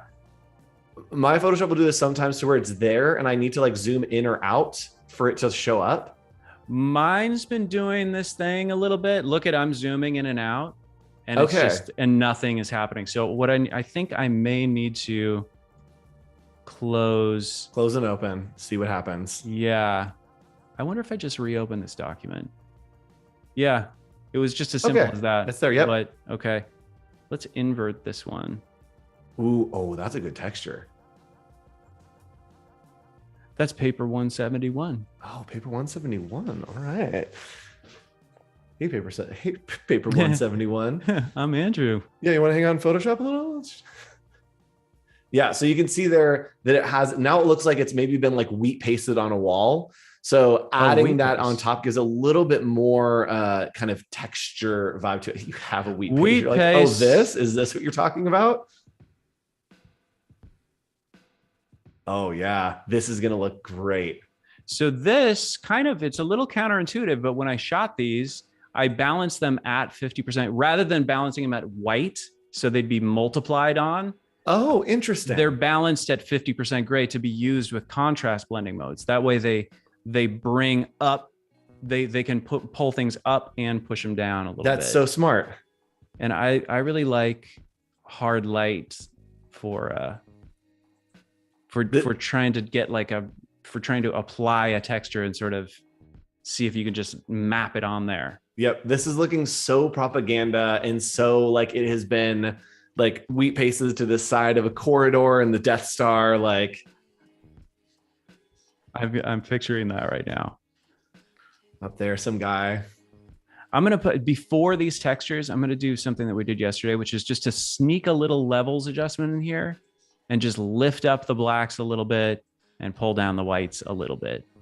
Just so that we don't, because like we said, nothing in the real world usually is completely black or completely white. Or if you take a photograph and you have either of those values totally blown out, then like maybe something went wrong with the exposure. So, all right, so let's go ahead and hop in. We've got like 10 seconds to Artist Spotlight. So let's hop into Artist Spotlight. Let's save this and let's jump back and do that effect that we did yesterday to make it kind of push down a little more painterly. Yeah. And then maybe we can see what happens if we try to gradient map some color on, see how crazy it gets, or maybe paint some color on. Who knows? Love it. So let's go ahead and hop over to our Artist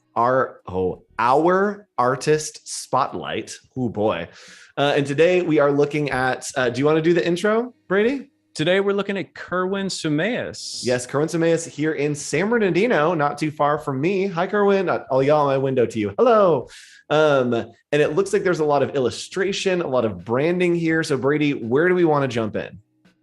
I think we should just jump right. I think Kerwin's choice of putting this right up front, I totally agree. This is like, it's very, it grabs me right away. And there's some really, really cool character design going on. Yeah. I love case studies like this that start with an explanation. Like I love that the first image isn't like, here's the thing. It's like, okay, let me tell you about what we're doing here and help you to understand. And I love that it's like this essential worker fighter series. Like it's so cool. It's cool. I like the I'm digging the type too. It's a subtle detail, but like the sort of like really authentic video game type. Yep. Is cool. It brings me back. Great use of color. The color skins. Yeah, the colors to me feel like they come off as kind of effortless. That looks so natural, but this is hard to pull off. Yep. Can we address the Mario like suit with the red and blue? Like that's full Mario, and I love it. That right there, nice. Very cool stuff. Oh, it's cool too that you showed the cutouts of the poses, but then the pose also in the screen because they look completely different in context. And I love showing that it's like, cool, here's the character pose. And then here it is actually in use because it looks so cool on that like ending screen with the text in there. That is great. We have a command list. Is that like a fighting? Can you keep scrolling? I'm curious in what the command list is. Oh my God, what a fantastic idea for a case study. Like this is so unnecessary, but builds the story so deeply. I know. I'm going to get caught up like reading through all of this too, because. Can we play this? Is this if this is a real thing, I'm going to be so excited. Occupational hazard. Dion tosses a frozen dinner at close range at his opponent. Yes. Beautiful. This is awesome. Nice. So go follow Kerwin, everyone on Behance. Val just dropped the link there. Let's take a look at some other stuff. What else do we want to take a look at, Brady? There's some really solid branding work too. Yes, it's Kerwin. I think you got it all. Let me see. It seems like it said in the, sometimes I design and sometimes I doodle. Doing both of these, I've had an opportunity to work with clients. So you know, sometimes you kind of, it's fun when you look through work and you're like, all right, well, that's the client work and that's the personal work, but I'm not sure with Kerwin. There's all of it. I mean, this is probably client work, but there's a life to it. And there's kind of, I can see that. Oh man, that's one of my favorite, what he just did there is one of my favorite things in case studies. When you hit those leaves, it like recontextualizes what you've been looking at the whole time, right? You're like scrolling and you're like, oh, images. And you're like, oh, I was looking at a wall and then here's the floor. And then we're going to the next shelf. That like, it's that little surprise that just gives you a nice little break scrolling through a case study. That's a good call. Yeah. Yeah, that little edge of the wall and the Yep. leaves. That's just nice. a little surprise that Yeah. breaks up the kind of flat background that we see in a lot of case studies. Oh, we're rolling GIFs here? Oh, yeah. I can see that Kerwin, though, even on like client stuff, is like having a lot of fun doing this. You just see it. It comes across in the type. Yep. Also, can you scroll back down to where that GIF was? The combo of having like a floating image overlap the break as well as the GIF animating, like that is so sleek. And there's so much going on there that's visually interesting. That's insanely complex, right? Exporting the GIF that's moving with, I'm guessing the bottom of the blower is one image and then the GIF is another image of like lining those up, having them stack, having the overlay. Like that's really fantastic. Nicely done. Bravo, Kerwin. All right, let's take a look at one more thing and then hop back in and kind of button up on our Star Wars posters. I want to check out the logos. Oh, fun. Nice. I love all of these the doodles in the background. I'm a sucker for like a branded texture illustrated background kind of thing. Mm-hmm. Oh, the PB&J podcast. That's so fun. That's a great mark. That's fun. Yeah. Yep. What is PB&J podcast? I mean, I feel like let's find out. This is my job here, is to Google things frantically and then pretend like I know what they are. It is a pop culture. Looks like it's a pop culture podcast. Done. Nice. That's a nice mark. Fun. Great. Well, great work, Kerwin. Fantastic. So everybody go follow Kerwin, go check it out. And yes, the font, the use of type, the character design, everything. Can you actually click on the Lakers thing right there? Because I'm curious in the different, this is a different project, but I love that your character style is similar to the fighting game, but still like unique. Oh, tell me it's animated. That's cool. Oh, this is cool though. That's rad. Because really cool. I'm dying to see some of these character designs animated. Oh, even seeing the sketch kind of gives you a sense of animation. There's so much life to the characters. That's true. Great job, Kerwin. Bravo. Nice. All right, awesome. Let's hop back in, finish up. We left off having our Stormtrooper. This is the Alliance? Empire? The Empire. What do we want to do to kind of try to button this? So we got about 20 minutes to button things up. What do we want to try to do, experiment with? How do we get to lock this in? Let's see. Well, I'm looking at this and just thinking maybe we will push around a little bit of color and just see what it looks like. And then maybe at the end, we'll try to just treat it and blur it and glue it together a little. But I'm just wondering if we want anything else in here first. Like I want to show you something in the references folder that popped out at me. That kind of a weird thing, but what an amazing image this is. Oh yeah. But look at this little arrow. Whoa, sorry guys. Whoa. That was the most menacing zoom I've ever been a part of. Yeah. This is like, aside from how awesome this whole treatment is, I love this little detail.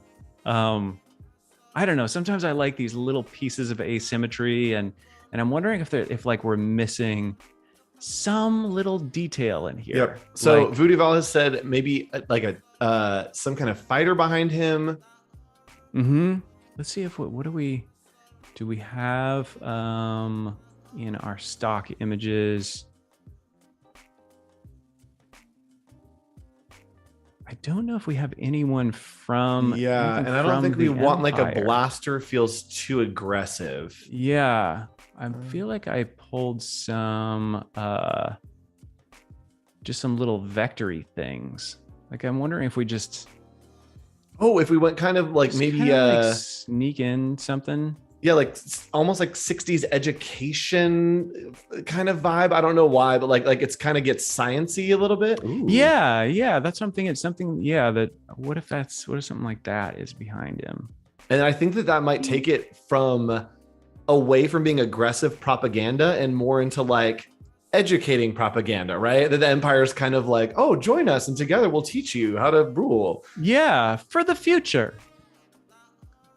Oh, that's actually a great idea. Voodoo Val is saying you could make that circle behind him into the Death Star pretty easily. The Death Star. How? Yeah. That would, I feel like with the filters and stuff we have on there, it get real crazy. I do like the subtle, like geometrics of it. The Death Star would be so awesome. I'm looking at the clock going, there's no way. There's not, yeah, it's yeah. not happening today. But I do like the geometrics there. Yeah.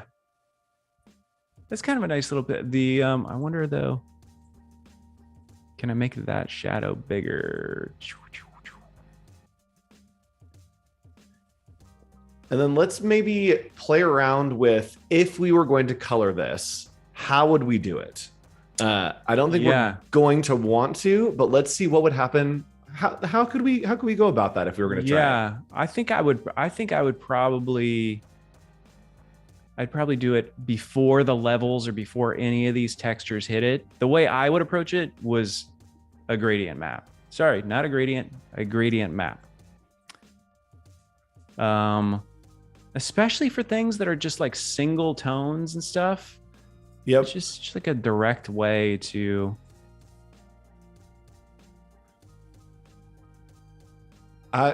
Yeah, I mean, like, it gives us a, let's see, where is that? Oh, I know what's happening. That value was at like 75%. So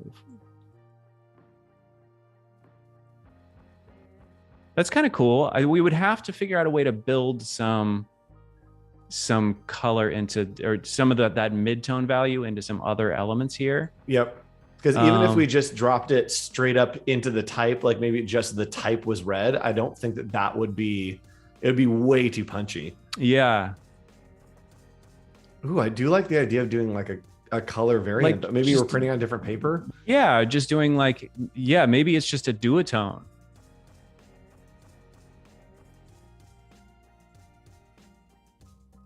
And I wonder too if we could, maybe it's duotone and we like mask out the inside of the trooper, so it's like that red blue, and then the inside is just pure white, that it like really hits it. Yeah, let's try that.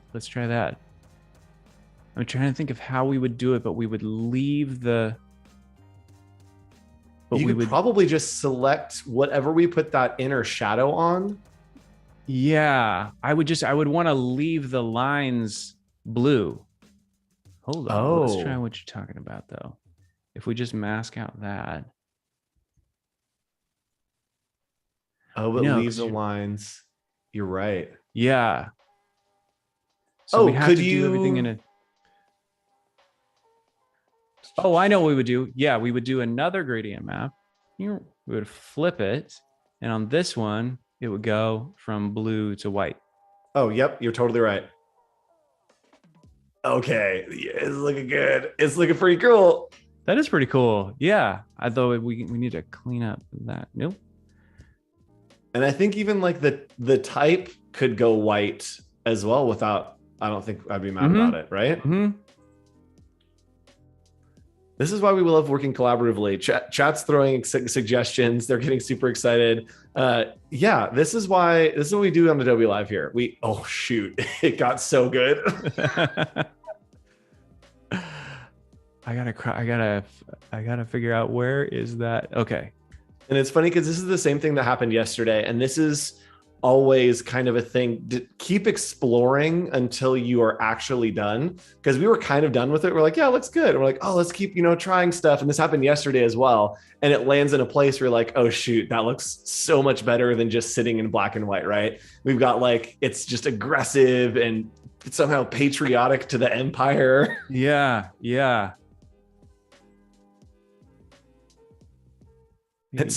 Someone is sad that Rolled Ink 131 is still not there. It's there in our hearts. I'm with you. It's there in our hearts. Yeah.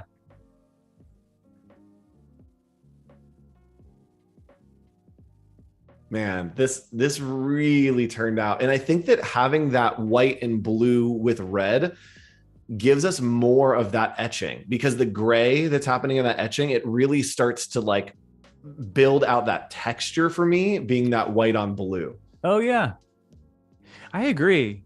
Yeah, the white, yeah, the white, blue, and gray. It's something about it is particularly effective. Cool.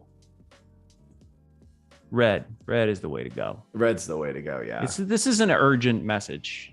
it is, because Yeah. we have to have you join so that we can rule together. All right, so let's talk through that effect that you did yesterday, where we kind of made it look less digital, kind of a little more painterly. Yeah, we just at the very end. There really is no such thing as the very end, right? Because then inevitably you kind of come back and revisit it or do a variation on it. But kind of the last step before I save something out as a JPEG or take a look at it and say this is finished is to make a merged copy of the whole thing. Command Option Shift E. Call this one merged. In fact, I'm even going to make this a smart object. And apply just a few final effects just to kind of blur it, give it a little bit of grain, a little bit of blur, kind of, even sometimes a little bit of extra contrast. So let's first give it a little bit of noise. And it's partly when we get in really close, just to see if we can clean up little things like this, just little kind of rogue pixels and things. It's going to help a lot for how we've done this. Looks very digital. It's going to help a lot to make this look less digital. And Chad is saying that we need to save again as well. Oh, good call. I think we can give this a little bit more noise. Maybe 7%. And boom, save. Thank you, chat. So noise and then a little bit of blur, and the blur will kind of, I like to apply noise and then blur. And I feel like what it does is like scrubs it down in there. It's like, it kind of, it just sort of mushes it all together with a blur of just one.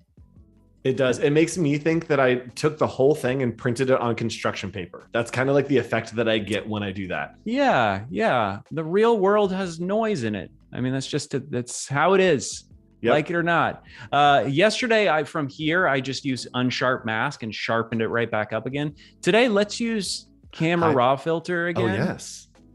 And just use some of it, because in here we can sharpen it up a little again. Oh, that texture on the helmet that looks like it's just like a ding, like it's so perfectly placed. Yeah, that did work out well. Little happy accidents. And then also we can just sort of like treat it like it's a photograph. Just sort of, okay, if you shot a photo of this poster, how I want to bring up the texture. Yeah, look at that. We bring up the texture a little bit. Yep. Not clarity. So do you know the difference between clarity and texture? They seem like the same thing, but at different scales. But that's exactly the answer. Yes. So texture is for detail, to have more detail contrast, and clarity is more contrast overall in the image. So if you're working with something with a lot of detail like this, you probably want to go with texture. Yeah. Here's the difference. That's just on the, I want to get it back to a single frame. These controls the little icons are a little confusing to me. But at the bottom of the frame there, you can see the before and after. That's crazy. What just happened? Did that do it? Did it apply? I don't think it applied. Maybe it did. Let's do that save and close again. Oh yeah, let's try it. Save, close, and then once we get this through, we can look at both and kind of compare and get thoughts from chat. And maybe chat, let's do this. Val, can you create, this is a bad idea. Val, can you create a poll for us on whether or not our chat would like to join the Resistance or would like to join the Empire? And once we finish up here with the camera, we'll display both posters and let the chat decide whether they are going to the light side or joining the dark side. Okay. I think I've already There we chosen. There we go. All right, so we got that. That's looking good. We got that contrast back, Okay. but we kept the organicness of it. That's right. Let's look at, so with this last step, we went from there, and then that was just with those final treatments. Look how much work it did in these detail areas. Without it, a little crunchy. It looks fine. It's crazy because it literally looks like you took the digital file, printed it out, and scanned it, and that's what it would be. Like, it feels like it has been printed. Yeah, that's the goal, right? Yeah. All right, so let's open up the other poster as well, kind of show off both of where we landed on either day, and we're gonna let chat make their decision. Would you like to save the rebellion, or would you like to join and rule? Isn't there a view side, like vertical kind of thing that I've never used before? Window, and then arrange tile, two up horizontally. Oh yeah, that's there we go. We did that. Neither of us were confident where it was, but we found it. All right, so chat, we are making we're going to make a poll. Val will be dropping that link in there. The link is live. Everybody go vote, click on that link. And while we do that, Brady, let's go ahead and talk. Where are you going? Which propaganda has swayed you? I'm going with the Empire. I have to join, and together we can rule. I don't know. I'm just pretty pumped about how that line work turned out. And I'm a sucker for graphic design. You show me the right poster and I'll sign anything. Yep. And Val is asking, what is the typeface that we used on that join? Do you know where we landed on that typeface? Bicyclette. Mm-hmm. Wow. Okay. Val has I just opened the poll, and these are our choices. Val has made this poll for us, who is our moderator. It says, awesome. Are you joining the light side or the dark side? And the options are the Empire dark side, or be rebel scum. I think we're a little biased on this, but that's I think that I would actually join the rebellion. So for me, from a propaganda standpoint, I think the rebellion feels like I am going to be contributing more to something, right? That like there's like momentum and I'm going to be a part of it. Whereas I feel like I'm going to be a part of like a system in the Empire. So I think that I would join the rebellion. So it looks like we're going to be fighting, Brady. I'm so sorry. Well, that's just how the cookie crumbles. But you know what? I'm kind of sitting back and looking at him and hearing you saying that. And I feel like proud that we over the last 2 days, we kind of cruised through it, and I'm standing back. I'm like, oh, I feel like we're kind of conveying the right message on both sides. The rebels do feel like it's inspiring, and the Empire feels like a warning.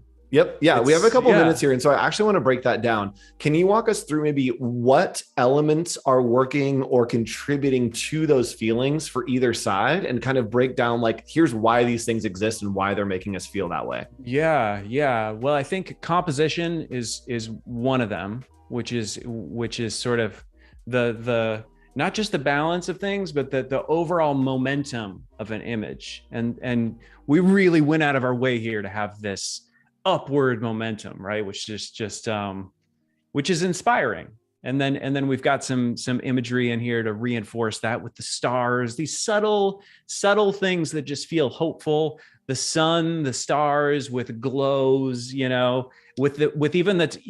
as you read the typography, it carries you upward. Yep. And it's interesting. I didn't even think about that there is atmosphere and environment and story to that poster that it doesn't exist in the other one. I didn't even think about like, oh, there's an actual background, and like it's interesting. Yeah. Compositionally. Yeah, that's right. It's a little bit more welcoming. You could live in this poster. You can't survive if you go in here. Yeah, you're in trouble. But then of course the message itself, I think with what we did with the type, where it's just like it's very stern. It says join, but it feels like a warning. It feels like a command that it's like, It's like trying to be like, hey, come on, we can do this. But it's like, no, you need to do this. Yeah. Isn't it funny that a word like join can have so many different connotations depending on on how you apply it. Yes. As a designer. You know, I think if you want to look at maybe the momentum of this composition is at you. Yep. And it's sharp angles, where the other one has those circles that are softer. It's got lines. The Empire really has sharp angles. Yeah. And then color. I'm glad that we brought some color in today, because yeah, that red, of course, reinforced it. And to some degree, I think maybe red, I don't know, there's probably sort of some cultural associations with red. In different cultures, red has different meanings. So you know, I think sometimes it's easy to look at that and go, oh, that's like blood or war, but red can also mean luck. So yeah, so it's not, so I think even the use of the color red is sort of a little bit like, I'm a little bit on a tangent here, but it's open to interpretation, you know? Yeah, absolutely. And it's eye-catching, it's exciting, it really gets you in there, where it's commanding you to look at it, whereas the Relian's like, no, you can look at this if you want. Like, you can, check it out. It's, you know, soft colors, little more approachable. All right, we have the results, chat. This is the results of our, let me refresh, here we go. So we have the majority of 53% joining the dark side. So it looks like the Empire has ruled the Adobe Live chat, and we will be joining the dark side. I'm so sorry for all of you rebel scum out there. But Brady, thanks for joining us so much. Any closing parting thoughts or wisdom to give to our friends? Oh boy, you know, I just want to say thanks. Thanks for joining us here. It was fun to hear from you guys in chat, and thank you to you, Andrew, and the Adobe team, Samantha and Paco. Hi, Mom. Sarah, Matisse, Cleo, and yeah, I'm just really glad to be here. This was really fun, and thanks to Val. Kind of, I loved your streams, and so it was really fun to kind of hear that you're in the chat, and that's kind of it. Yeah, it's a good time. Mother's Day. Oh yeah, happy Mother's Day, everybody. So thanks for joining us. Stick around. The Adobe XD Daily Challenge is coming up right after this with Brandon Gross. And then tune in tomorrow, 2:30 p.m. Pacific time, to make some sci-fi posters with Nick and I in Illustrator for Adobe Office Hours. We'll see you guys later. Bye. Bye.